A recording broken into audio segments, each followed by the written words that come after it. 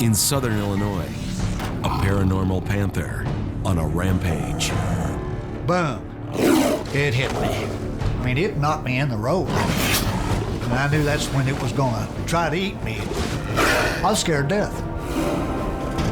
The twin you never knew you had turns into your worst nightmare. Who knows what this thing's actual intention is? The eyes of whatever this is. Maybe it's gonna be the last thing I see. The skies over Kentucky, scores of UFO sightings. Now, new evidence from a chopper crew that barely survived an aerial assault. All of a sudden, this object is coming toward us. And as I tried to get away from it and looked, and it was chasing us. It's chasing us.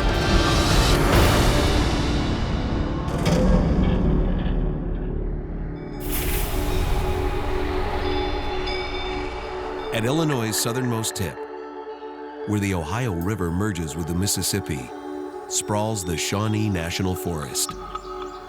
Small towns exist as quiet outposts, alongside the 280,000 acres of protected wilderness.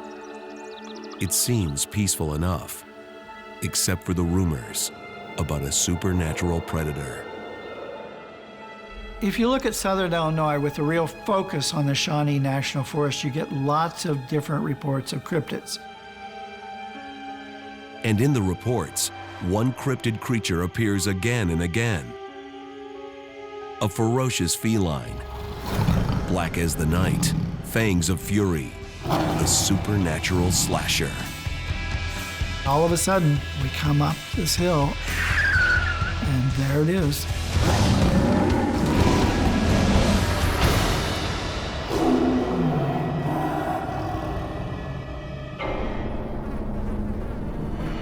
Deep within the Shawnee National Forest is a rugged backcountry wilderness known as the Devil's Kitchen. The Indians, the locals, the settlers all feared that area and really kept away from it. Beginning in the mid-1800s, terrifying tales began to emerge. Encounters with unusual cat creatures. From about the 1850s through about 1917, you get a large body of actual factual cases talked about in newspapers. They're usually a couple lines. Family sees panther. Family was attacked by a black panther. One such case occurred in July of 1917 on the grounds of an estate in Monticello, Illinois. A very mysterious case happened on a local mansion where a butler was out doing the gardening, and all of a sudden, this upright black panther attacked him, and it became a very frightening situation. Reporters dubbed it Nellie the Lion. Over this way! Come here! The attack sparked a massive hunt. The tracks just disappeared, right here!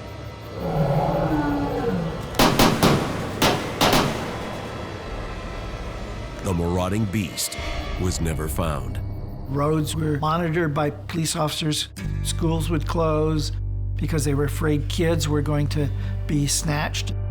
They're described as much larger than a typical panther, well over 9 feet in length, with jet black fur. These beasts don't behave like cats typically seen in nature. A lot of people have seen the phantom panther appear before them and disappear. Some people have seen the panther jump at them and disappear in mid-lunge. Something that's physically there that you can see with your eyes, but it's tangibly not there. People have been trying to capture these animals since they've been sighted, from camera traps to physical metal traps, and all of them seems to be fruitless because they're not bound by the normal physics that we are. People see them all the time, yet zoology cannot even explain them. That's the reason they become cryptids. Researcher Lauren Coleman has investigated cryptid sightings around the world for more than 50 years. As a scientist, I accept or deny the evidence. And that's the most important thing to me. I'm not a true believer. I'm not a debunker. I try to look at this skeptically, and that's a real important stance for me. Of all the cryptid creatures he's investigated, Coleman has come face to face only once. He has never told his account on camera until now. In the fall of 1969, not far from the Shawnee National Forest, Coleman and a couple of colleagues were in a car. We were all returning from work as recreational therapists at the state hospital. And there's a part of the road that goes through the giant city state park. Very rugged area, lots of woods around. And I'm sitting there in a position looking straight out the front. From the passenger seat, Coleman saw a large black mass moving just up ahead. And all of a sudden, a giant black panther crosses the road.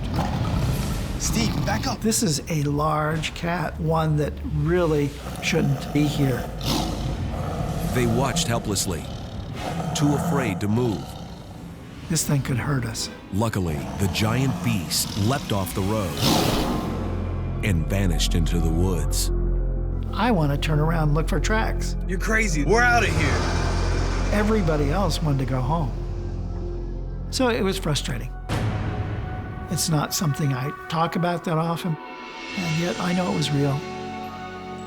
And then the next year, there was lots of sightings around there. When I wrote my first article, actually, on mystery animals of Illinois in 1971.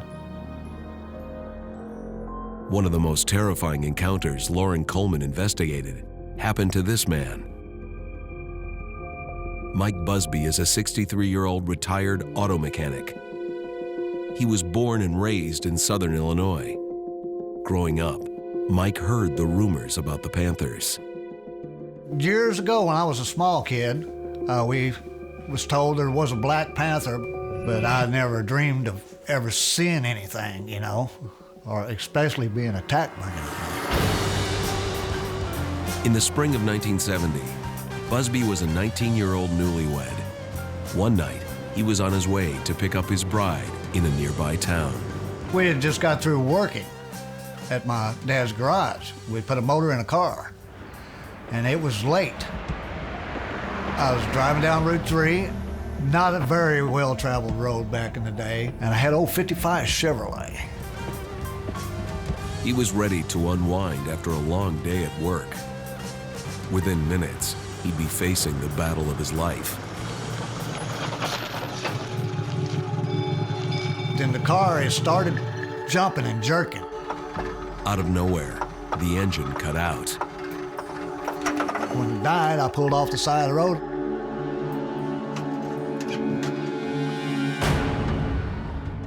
What's going on here? Then I went out, pecked on the carburetor, and I knew that would fix it. But then I heard something, like limbs and brush being broke, stepped on or something, right by the side of the road.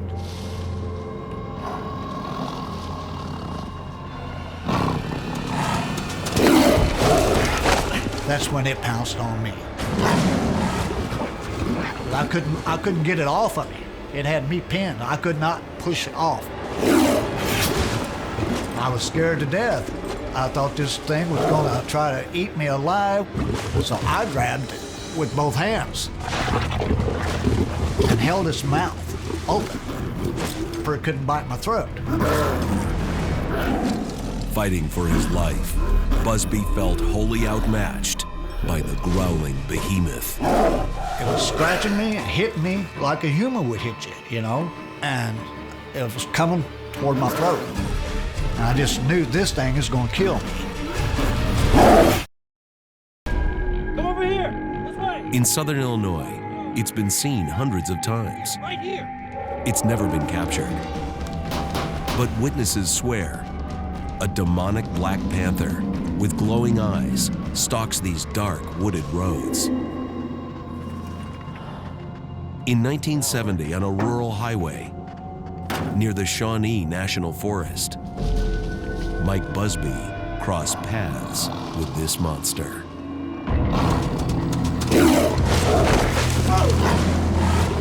I was scared to death. I was hollering. I know I was crying, and I hollered, hoping that would get it off of me, but the more I was hollering and crying, it seemed like the more it was trying to tear me up. And the way it growled, it was like a cat growl. It held me to that blacktop road. I could not get away from it. And I was pretty strong myself back then. But I thought it was going to try to eat me alive. I knew I was dead, so I just went limp. The thing got up on me. Just then, headlights appeared, like a saving angel. I heard the brakes squeal. The thing took off to the woods, but when it took off, it was on its back legs and made 4 or 5 steps, and that's the last I saw because I crawled till I got up on the road. Hey, you're hurt. Let me help you. Did you see that? And he come out and he asked me, What the hell was that? he said, did you see that? It went in the woods on its back legs. I said, yes, sir, I saw that. He said, well, it was big, whatever it was. The driver helped Mike get to the hospital. I had scratches all over both arms, the back, chest, Okay, just relax. both sides of my neck, and my face had I'm gonna have scratches. someone in here soon to suture this up. I was laid up for about 2 weeks. Mr. Busby, I'm Officer Morgan. This is my partner, Officer From his Steve. hospital bed, Mike Busby gave a statement to local police. You know what it was that attacked you, sir? And I told them what went on, and they didn't really believe me. The cops thought it was a wolf, but I knew it wasn't because it didn't have a long snout. It was a big cat. They never followed an investigation or nothing. They never did anything about it. When local reporters picked up on the strange story, it caught the attention of cryptozoologist Lauren Coleman. You're still in some pain. Coleman interviewed Mike Busby just tore me days up. after the Here. terrifying attack. Look at this. I could tell was upset. There was something real that happened, and it caused bodily harm to this guy. Just pounced on me. Got up and ran away on 2 legs. When he told his story, he was back there again, and it was so intense for him. Thing was evil. It wanted me dead. It was post-traumatic stress. He told the story, and then he had to calm down again because it was so real for him. And then to be able to talk to the truck driver, they just went together so well. It was a story that I had to really consider and accept as good evidence. A few weeks later, the Alexander County Sheriff killed a wolf on Route 3 and declared it the culprit in the Busby attack. And he come out to our garage and he said, that's probably what got you, Mike, was that wolf. I said, no. Well, I don't care. I know that's not what attacked me. It was not no wolf or no dog of any kind. Mike drove that route often back and forth from work. He was scared. He was terrified that he would meet this creature again. I will never, as long as I live, go back there at nighttime again. Not even with a gun. There's still something out there. Anything can exist out there. You don't know what's in the dark.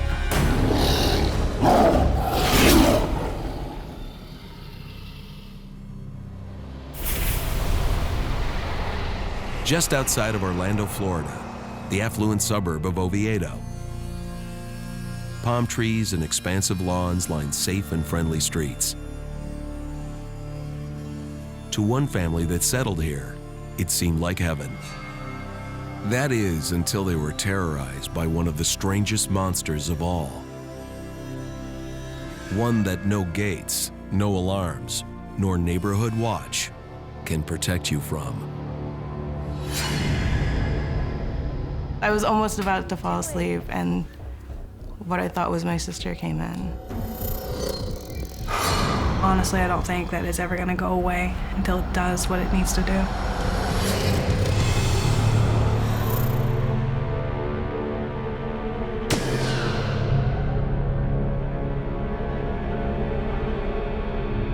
From time immemorial, It's been a terrifying omen, believed to foretell danger or imminent death.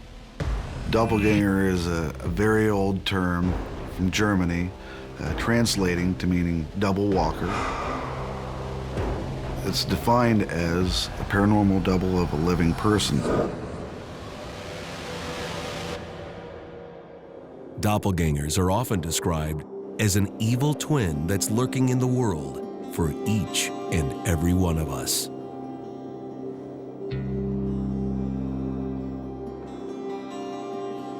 For Tana Leed and her family, the legend is all too real.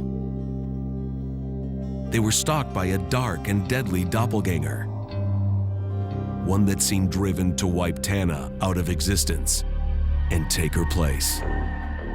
As a mother and everything, you know every aspect of your children, and Tana's walk, her mannerisms, everything. Tana? I knew immediately that that's not Tana, can't be Tana. And then I thought, oh my gosh, something's went wrong. Whether it's a warning of doom or a snatcher of souls, when a doppelganger comes to call, its message is sheer terror.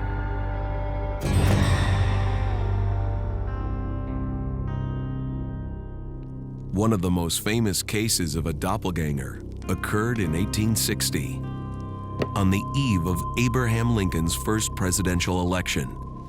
After he arrived home, as he sat down to rest, he caught sight of himself in the mirror. Somehow, a second image materialized, pale and deathly. The second image in that mirror, he said, had a face that was lined and was about 5 shades paler. Another face next to my face. When he spoke to his wife, Mary Todd Lincoln, about what he had seen, she believed that it was a sign. And she interpreted it as he would be elected a second time, but the pallor and just the wan look of that second image, Mary Todd believed that he would not live to see the end of his term. And as we all know, he did not.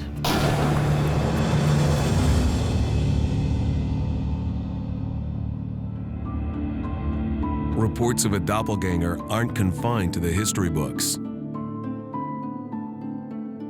In Oviedo, Florida, the Leggett family experienced a home invasion like no other. Have you seen my hairbrush? No idea. We always had a very scientific as opposed to supernatural beliefs. To us, it's science will eventually figure everything out. It's in Jordan's room. It's gotta be. Jordan! Yet science couldn't explain what happened next. Don't yell, Tana. Tell her to stop taking my brush. April 2003. Get out of my room. An ordinary morning in the Leggett household. Mom, she took it.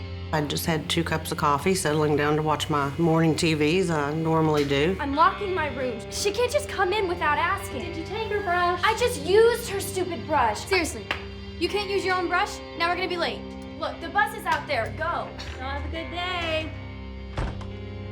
By 8 o'clock, the girls had both left for school. Finally, Kim had the house to herself.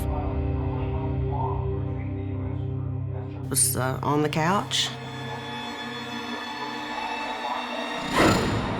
And Tana came walking out. What are you doing? You're gonna be late. With a towel and a towel on her head. You're gonna be late for school. 5 miles away at Oviedo High School, Tana is settling into class. But back at the Leggett's home, Tana's mother is convinced she's still in the bathroom. Why you're late? And I followed her in there, and no one was there. Tana, where'd you go? There was literally no way that she could have. There was no doors, no way she could have gotten outside. What did I just see?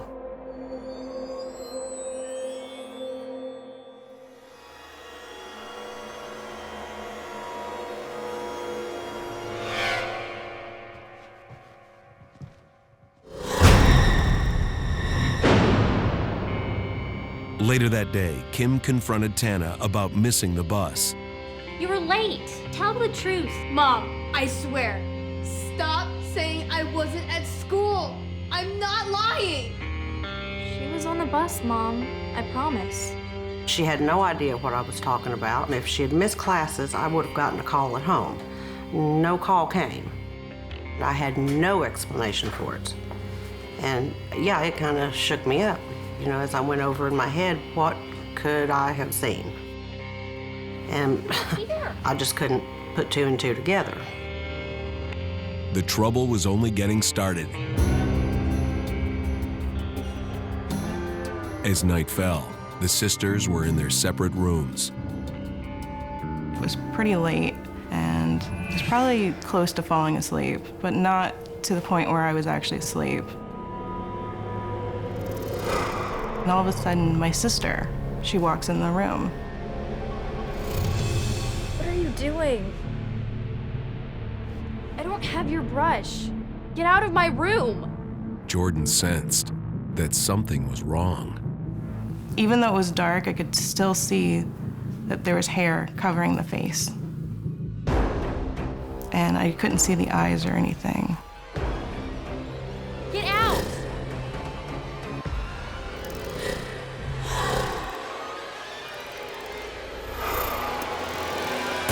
Those aren't yours. Get out of my room. Get out! Mom! My sister turned and walked away funny. Most of the cases that I've researched, the person can tell that there's something a little bit different going on here, whether it's the way they move or the way they appear to them, but there is something off.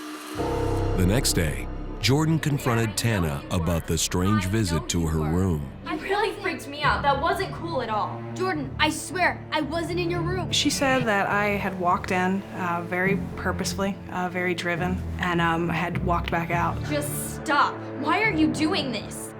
She denied ever going in there. Jordan, I swear. And I was a little taken aback because I know what I saw. I need a lock on my door. I was shocked, absolutely shocked. I sat down and I thought, you know, something was going on.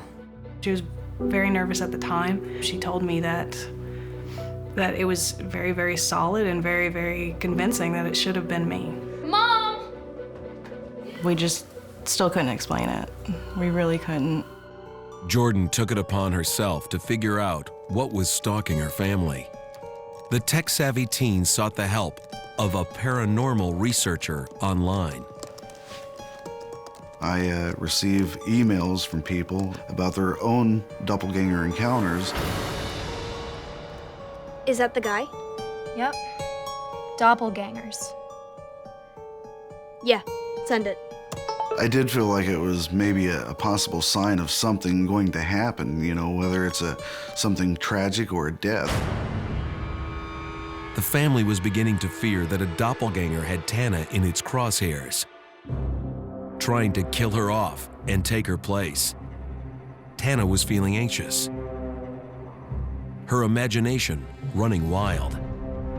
If I saw its face, honestly, not to sound the alarmist, but I think that would probably be the end for me.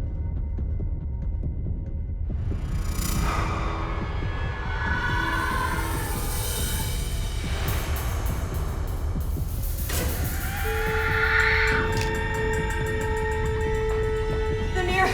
The mirror! I don't know what's happening. Since it looked like me, it was already taking the identity of me. I was very concerned that I needed to stay protected. Tana, I believe you. We're going to find out what's going on. Within a few months, Tana had moved away to college. The family thought they had shaken free of Tana's dark double.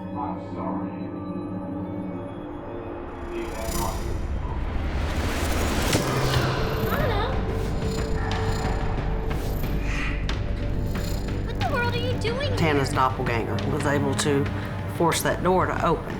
And I really, at that point, didn't know whether to feel unsafe or what to feel.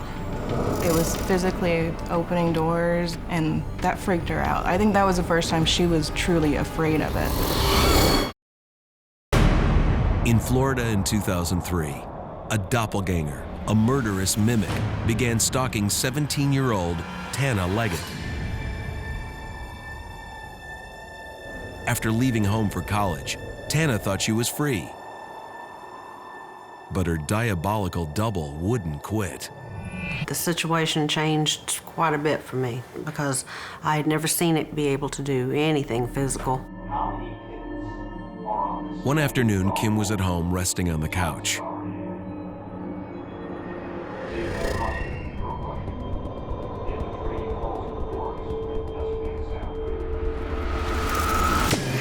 Tana? The front door just kind of banged open. Tana? And I thought, oh my gosh, something's went wrong. I'm like, Tana, what's wrong? And still nothing. As she stepped away from the door, Kim noticed something strange. Are you okay? It's almost as if she was moving too fast and walking, you know, at a slightly off, that's the only way I can describe it, it's almost different mannerisms. It was searching for someone. Then it spoke.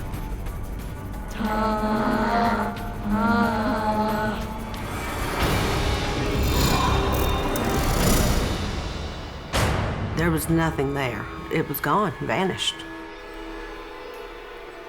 The fact that it was able to touch the door, or at least open the door, and the fact that it was trying to communicate in some sense was very alarming. Maybe it does have some manipulation as far as our physical world goes. All Kim knew was the doppelganger was back, determined to get her daughter, wherever she was. I was working at a pizza restaurant as the opening manager, so I had to come into the store before anybody else. I was in the middle of actually just moving our little buckets of sanitizer around and setting up the actual way the store needed to be laid out for the day.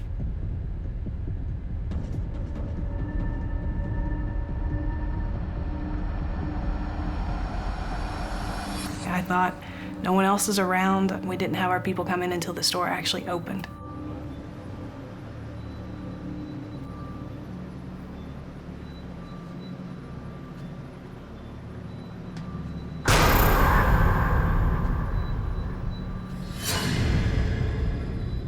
Whoever was there with Tana was up to no good.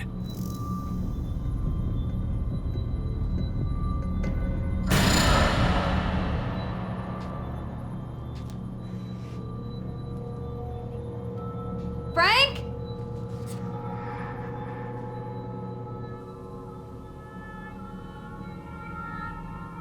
Frank? Are you trying to scare me?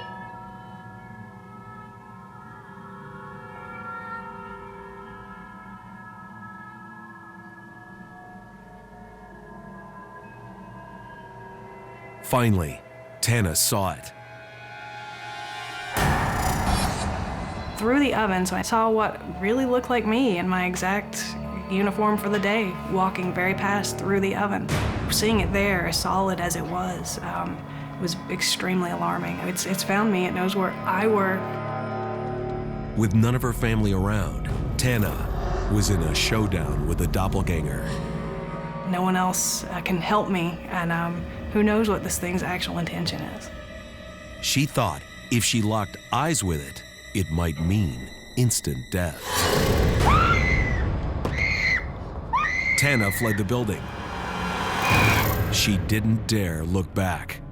Looking into whatever this creature's eyes, I think that would actually signal like the final death throes for myself. I think that would probably be the end for me. When Tana called, she was, very shook up. She had sheer terror. And she said, Mom, I saw something. It was me. I saw the doppelganger. After the harrowing glimpse of her supernatural self, Tana is afraid it won't stop until it achieves its dark mission. I do feel and fear, especially being as close the last time as it came, that it will find me again. Honestly, I don't think that it's ever going to go away until it does what it needs to do. I feel like this is going to be with our family forever. It's going to appear again, and I hope Tana never has to see what's behind those eyes.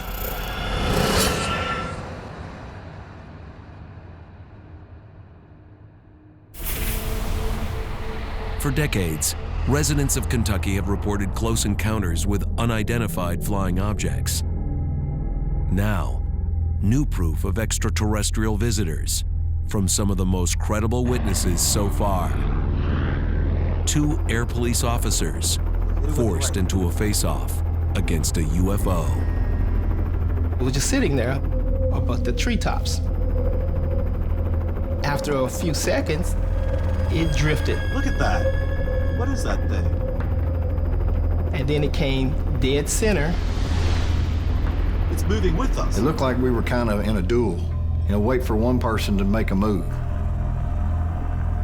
All of a sudden, this object is coming toward us. And as I started to fly out, Kenny says, "There it is. It's chasing us. It's chasing us. Go, go!" Along the southern banks of the Ohio River sits Louisville, the largest city in Kentucky. It's a relaxed and hospitable town, known for simple pleasures. Fried chicken, bourbon whiskey, thoroughbred races. But this region also has a darker reputation. Rumors of unidentified flying objects hovering in the night skies. Alien incidents, UFO incidents in Kentucky. It seems like every year or every couple years there are pretty notorious cases that come up.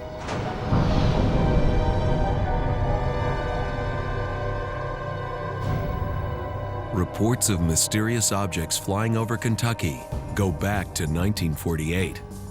Thomas Mantell was an Air Force pilot, and he got a call that there was a UFO that had been spotted. On the afternoon of January 7th, 1948, the Kentucky Highway Patrol reported an unusual circular object nearly 300 feet in diameter, climbing fast. They scrambled to fighter planes, and he actually chased the UFO for quite a distance. Mantell went sky high in pursuit, almost 5 miles above the Earth. And he chased it to the point where his plane crashed.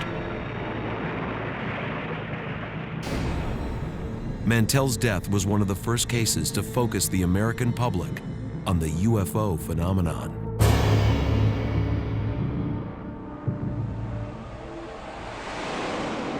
A few years later, Kentucky was once again the target of a famous extraterrestrial encounter.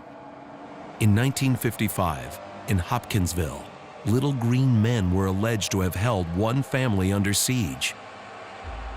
It was a family that saw an object on their farm, and then the creatures started showing up outside their house. Terrified, the family called in the police. When the police officer arrived, there was some type of glowing matter on the ground. Probably one of the better documented cases as far as UFO and alien encounters go. Yet over the years, reports of aliens arriving to Kentucky began to feel like folklore.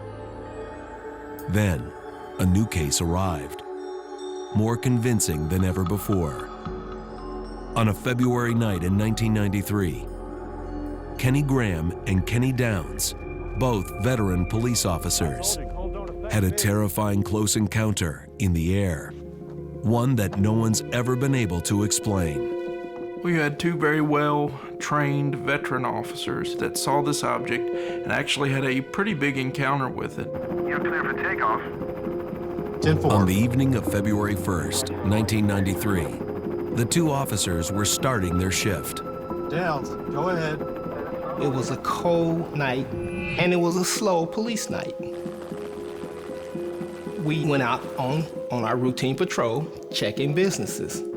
One of our main things was to patrol rooftops, at malls, parking lots, to try to deter crime. 10-4. Location? And a call came out of a possible burglary roughly 2 miles north of the heliport. Officer Kenny Graham was at the controls. Officer Kenny Downs handled the chopper's spotlight and signaling systems. We were almost on the scene when we were canceled. It was a false alarm. False alarm? All right, let's head back home. And we were on the way back to the heliport at the time when I saw a light. It looked like about tree level and it wasn't moving. I said, is that a new tire or what is that? He said, no, there's no new tire there. We were baffled. And as we hovered, Kenny shined the big spotlight on it.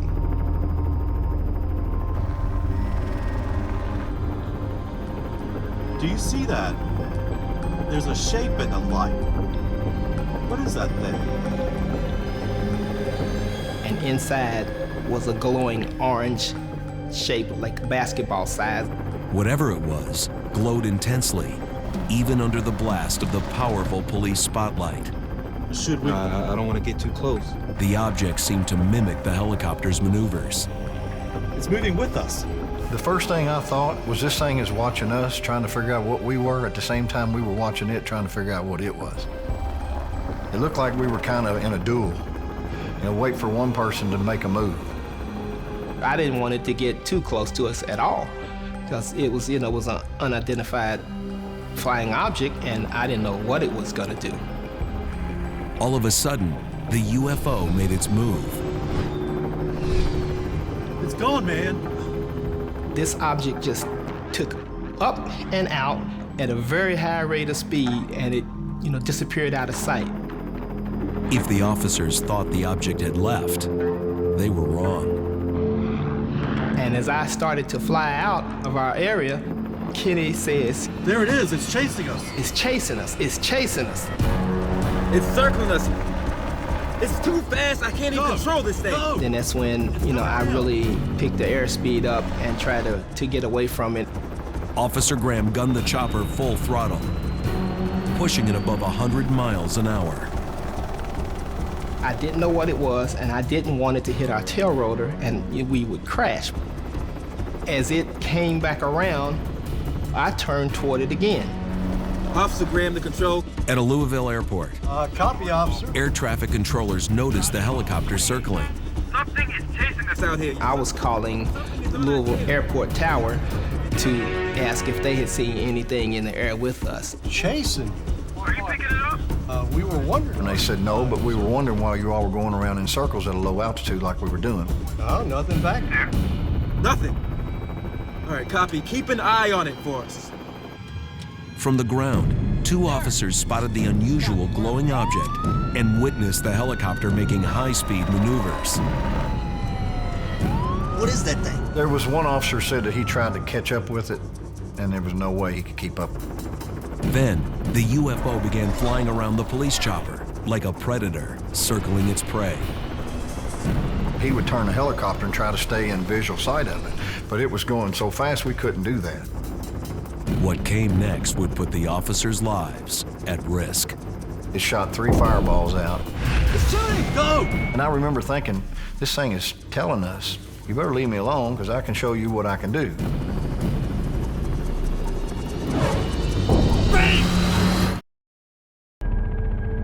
In 1993, above the Louisville skyline, veteran Air Patrolman Kenny Downs and Kenny Graham came in contact with a UFO. For several minutes, the object led them on a lethal game of cat and mouse. It had no propulsion whatsoever. You didn't see a jet engine. You didn't see any kind of smoke coming off of it. It was like floating. But it was floating at speeds I'd never witnessed before. We got something chasing us. It's encircling around. It would look at you for a minute, and then it looked like a second later, it was a mile away. Hey, Fred, something is chasing us out here. Are you picking up any of this? Nothing. It was traveling more than 600 miles an hour because it really moved out, and it was nothing that any aircraft that I see that could maneuver like that. Graham pulled the helicopter to a hover about 500 feet off the ground. The object also came to a halt. Everything was still for a moment. Then, all hell broke loose. 3 small fireballs came out of it. As I saw them come out, I banked the helicopter hard left, kind of almost put it on its side. A drastic and dangerous maneuver to avoid a direct hit. And when I came back up and around, it had gone. The officer on the ground said the UFO had rocketed straight up, out of sight. Inside the chopper, the officers watched and waited, reflexes ready. But the mysterious UFO was gone for good. Well, there have been several incidents, not only in Kentucky but across the nation, of UFOs dropping what seems like flares or firing objects at other objects. I'm not sure what they are because there's no evidence that's ever been found where these objects hit or land. So they seem to, incinerate inside of the air. Graham and Downs returned to the hangar. We were both breathing really heavy, and I remember Kenny said, I just feel like I just ran a marathon. And I said, so do I. And I'm thinking, just what was that? No one's gonna believe this. Being on the ground and having time to collect my thoughts, that's the closest thing to any fear, but that's when we really kind of sit down and really was concerned about what it was. The next day, the department held an impromptu press conference. The officer's supervisor attested to their credibility. After 20 years, Graham and Downs aren't any closer to understanding what attacked them that night. All they know is they encountered something extraordinary. We told our story as we saw it. We told the truth, and we have no problem saying what we saw. I just wish somebody would come forward and say, hey, this is what you saw that night. This is the reason it was flying that fast. This is the reason it was circling you. Nobody ever has. And until somebody comes forward and tells me that, there's something else out there.